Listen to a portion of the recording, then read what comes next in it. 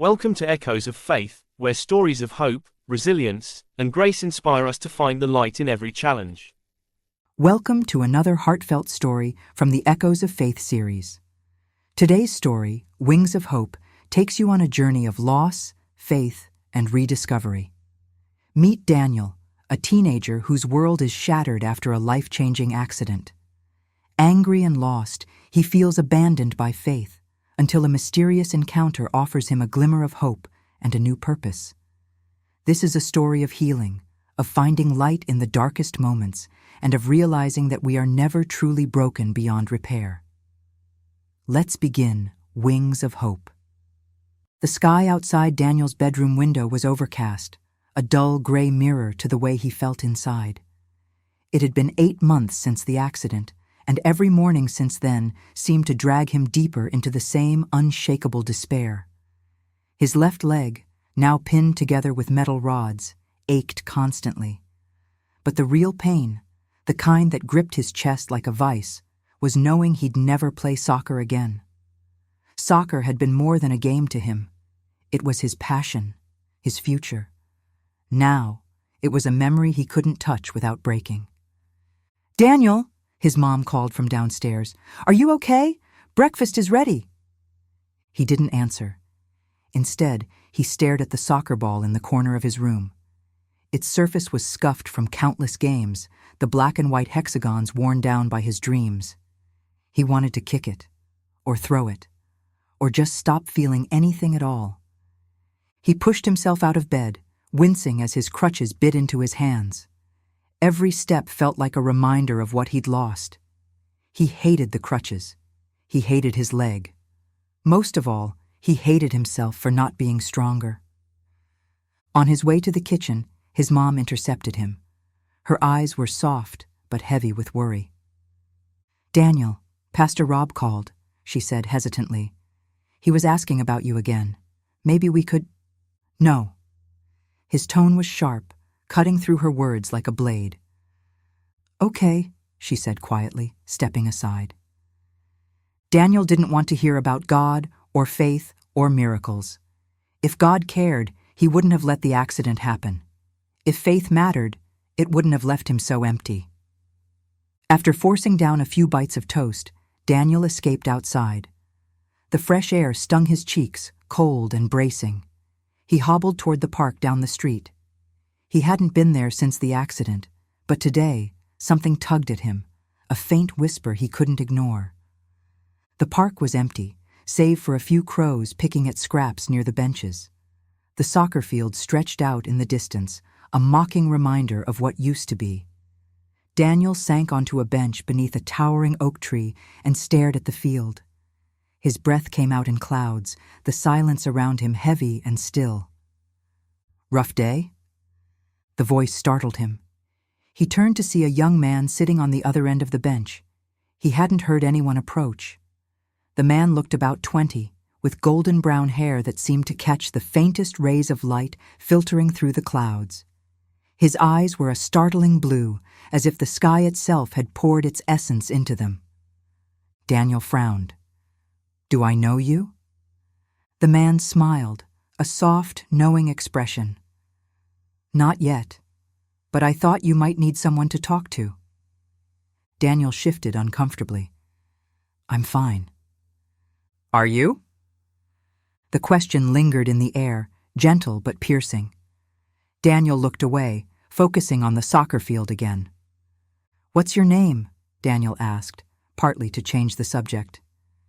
"Gabriel," the man replied. Daniel snorted. "What are you, an angel or something?" Gabriel chuckled. "Something like that?" There was something odd about Gabriel, something calm and unshakable, like he carried a kind of peace that didn't belong to this world. "You don't know anything about me," Daniel muttered. "Maybe not," Gabriel said, "but I can see you're hurting, and I know how easy it is to let pain build walls around you, to keep hope out." Daniel's jaw tightened. "Hope doesn't fix anything. It doesn't make your legs stop hurting, or your future stop falling apart." Gabriel tilted his head, studying Daniel with those unnervingly bright eyes.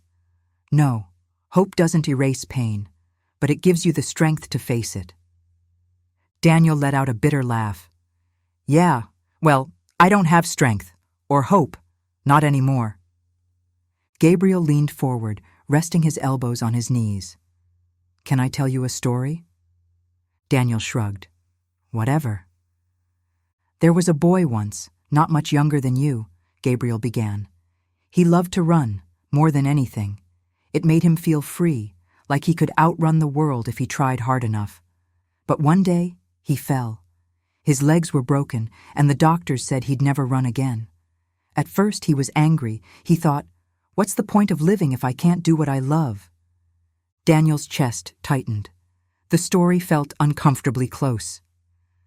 But one day, Gabriel continued, he saw a bird outside his window, a small sparrow with a broken wing.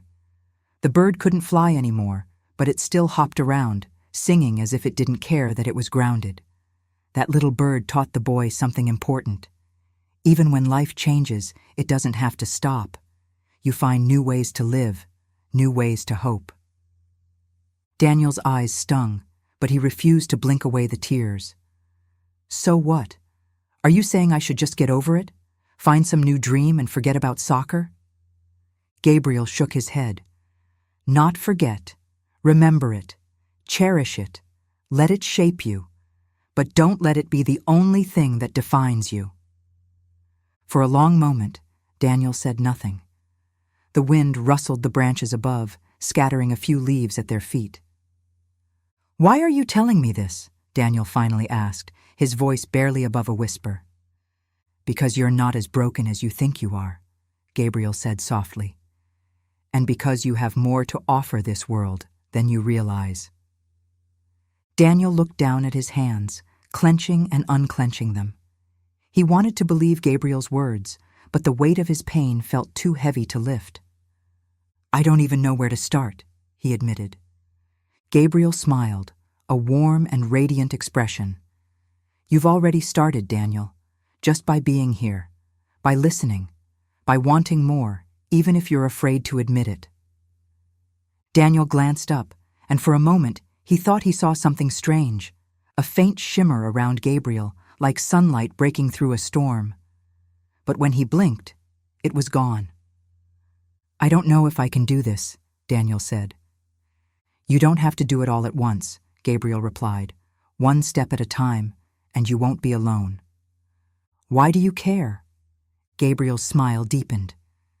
Because sometimes we all need a little help to find our wings again. Before Daniel could respond, a gust of wind swept through the park, scattering leaves and sending a chill down his spine. When he turned back to the bench, Gabriel was gone. Daniel blinked, his heart racing. He looked around, but there was no sign of the mysterious young man. Only the faint warmth in his chest remained, like a spark waiting to catch fire. He glanced toward the soccer field again, and for the first time in months, the sight didn't fill him with anger or sorrow. Instead, he felt something new, a flicker of hope, fragile but alive. Daniel sat there for a while longer, letting the quiet settle around him. His mind replayed Gabriel's words. You're not as broken as you think you are. Those words felt strange, yet powerful, like they were wrapping around his heart and refusing to let go.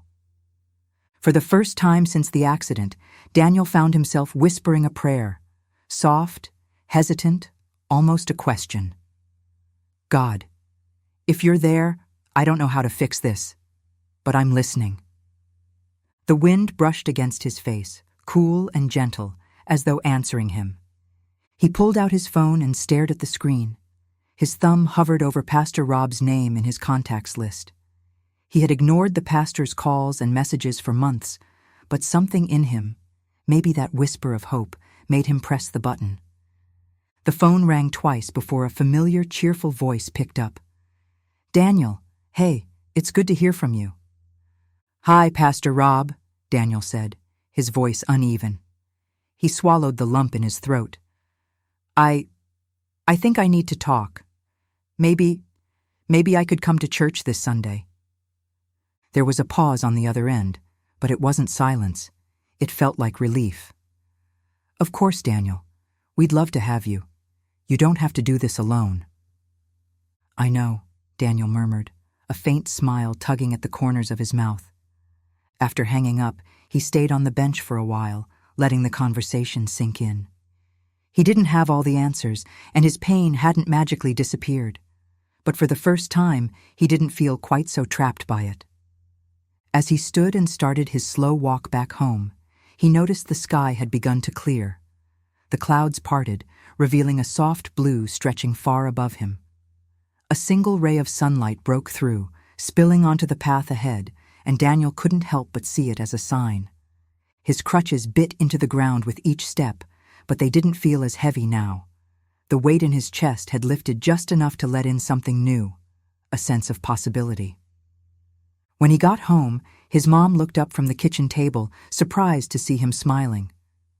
"You okay, honey?" Daniel nodded. "Yeah, I think I am." The next morning, Daniel found himself in front of the church, hesitating on the steps. The building looked taller than he remembered, the stained glass windows glowing with light from the rising sun. He glanced back, half expecting Gabriel to be there, but the street was empty. Taking a deep breath, he pushed open the heavy wooden door.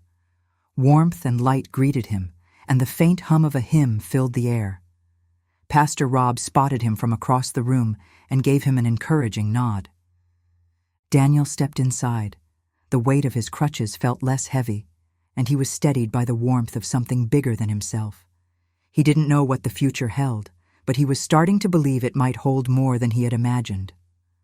As he found a seat near the back, he looked up at the cross above the altar and whispered, "Thank you." Somewhere deep inside, he could almost hear Gabriel's voice again. "You're not as broken as you think you are. One step at a time." This time, Daniel wasn't just smiling. He was ready to begin. Thank you for joining us on this journey. Remember, no matter what fires we face, faith will always carry us through.